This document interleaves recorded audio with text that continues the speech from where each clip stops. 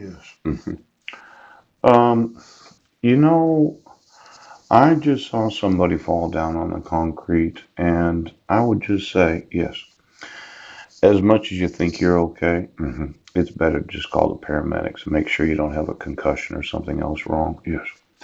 It's just a safety procedure because quite often we as individuals, right, we think, oh, I'm just fine, I'm just fine.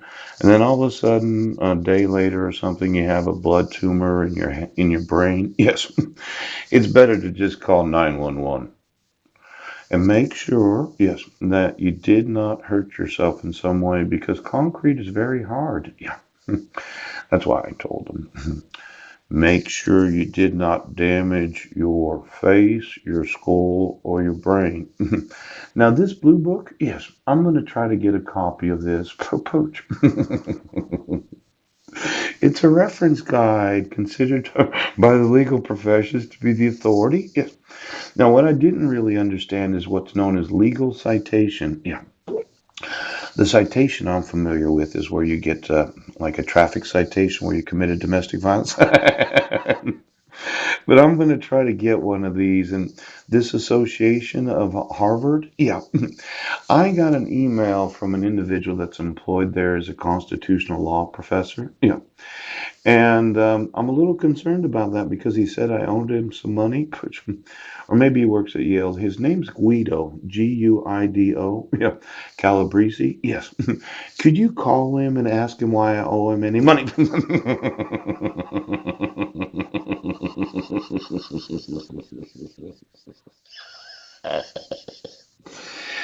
When I get these emails, yeah, that say that I owe you money and I'm not familiar with that.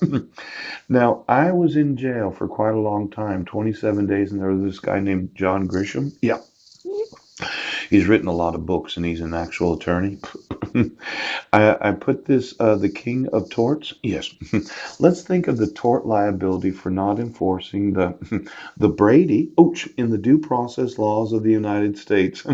Now, not only is there the criminal ouch, the civil ouch, but there's the tort, as in I'm the King of Torts. Now, why doesn't somebody call John Grisham and ask him if he'd like to write a book that ouch, happens to have some intellectual property from myself?